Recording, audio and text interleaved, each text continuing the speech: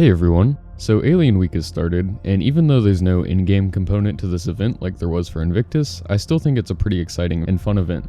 So in this video, I want to go through most of the stuff that's going on related to this event, but before we start, if you end up enjoying this video, please consider leaving a like and or subscribing, or if you really want to help me out, you can hit the join button. I really appreciate it.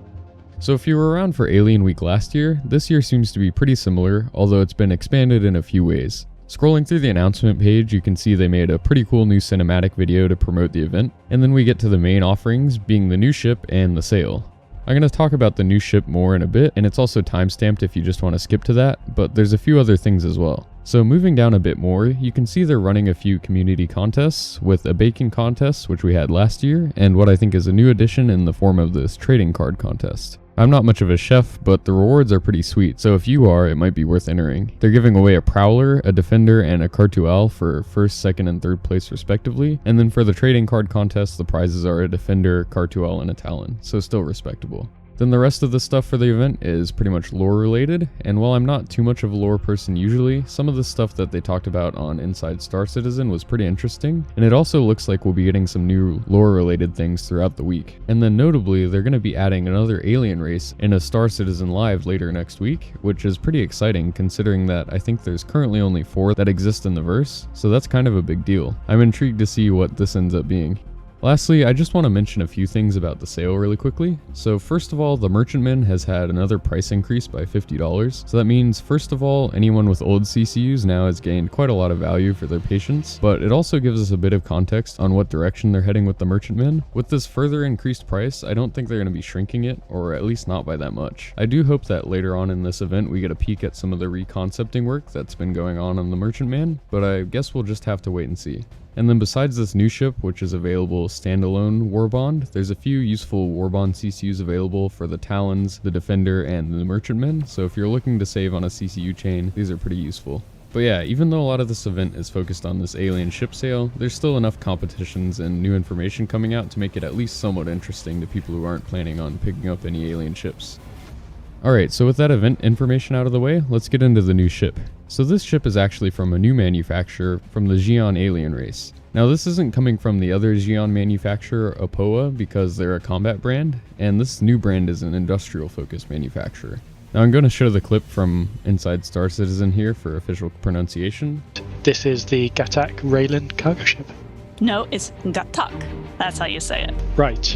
But this new ship, the Railen, is the first offering that we're seeing from Gatac. So going over the overall design and role of this ship, I'd say that it's a medium-large-ish cargo hauler, and it's not really meant for anything beyond that. With this being a very alien-looking ship, I found it very hard to get a sense of scale of this thing at first, but thankfully the user Hailstorm32 posted these pictures on Reddit, which helped me visualize it a bit better, cause yeah, with how abstract this design is, it's just really hard to conceptualize. So you can see that in terms of overall footprint in its flight mode, it's nearly as big as the Starlifter, which is a pretty large ship. And that's another feature of this ship though, it has a special mode for landing where it gets quite a bit more compact, so even though it expands a lot when it's flying around, it shouldn't be too hard to manage when you're landing. Beyond being practical though, this transition feature just looks awesome even in these early renderings, and I imagine it's going to look even better as a shiny high-tech ship doing this in game.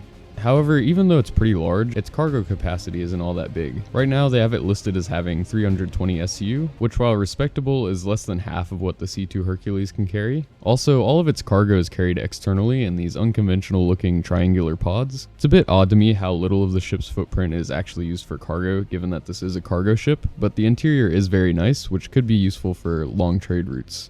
This thing is a lot cheaper than the Hercules though, which is kind of surprising for an alien ship, especially one that looks this cool. Now for the other notable specs, it has quite a lot of shielding with 2 large generators, a decent amount of defensive firepower with 2 man turrets with dual size 4 hardpoints, and some pilot controlled missiles to go along with that, and it also has a tractor beam, which could be very useful with this thing's externally carried cargo.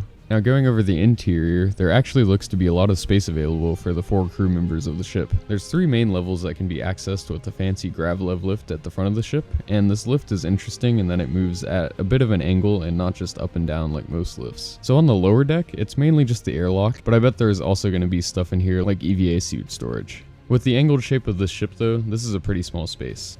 The second level is pretty much all habitation, and the ship looks to be pretty well equipped, with spacious bunks, a kitchen and a bathroom, and a scratching room that I guess the Xian used to help with their hygiene. You can access the manned turrets from this level as well. And then moving up to the top deck, this is more of a technical area with access to the bridge at the front, which does have enough seats for all 4 crew members, even though there's no remote turrets. And then towards the rear of this deck, you have component access in this large room, and the docking port all the way at the rear. And all of this is done in what I would say is a hyper-futuristic design, with tons of floating elements and tiny pieces that move around to perform their various functions. This makes sense with the Xian being a pretty advanced species that specializes in gravlev tech, and I imagine this will be a very impressive looking ship when it's completed, even if you aren't a fan of how it looks and its overall shape. Now I want to talk about my opinions on the ship, and as always I look forward to hearing you guys' thoughts on the comments below.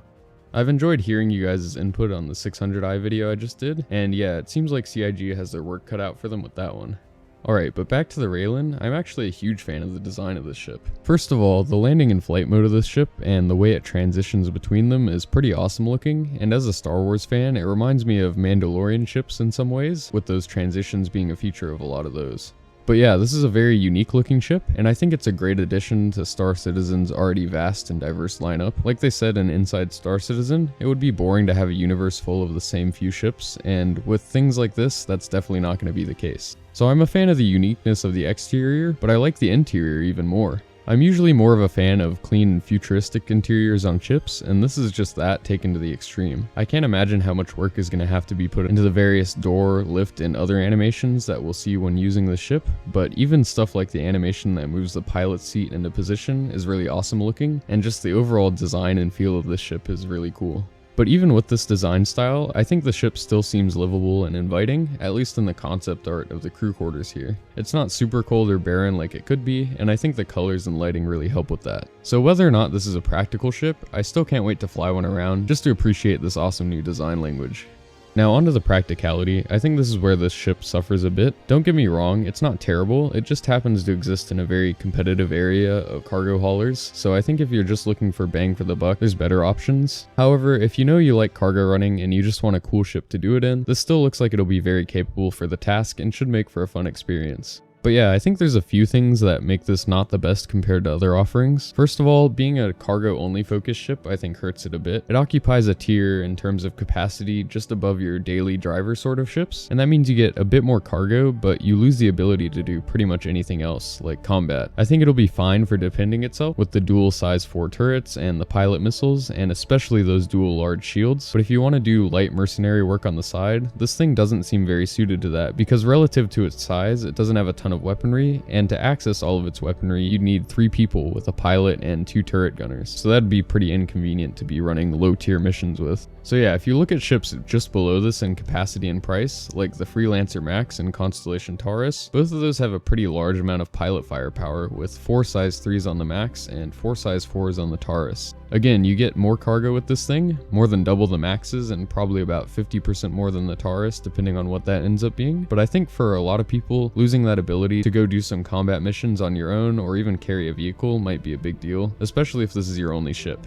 Another thing worth mentioning is the fact that this thing carries its cargo externally. Now, while it is pretty heavily shielded, they did make a point of bringing up the external cargo in Inside Star Citizen and how you might be losing it, so I don't think it's going to be all that uncommon to lose a few of the pods if you're taking heavy fire. I do find this decision a little strange though, because I feel like with this size and capacity, they could have made it carry cargo internally, and while these bespoke looking pods do look pretty robust, there's just a ton of advantages to having a cargo bay to carry things internally, even if loading and unloading might be a bit faster with this configuration.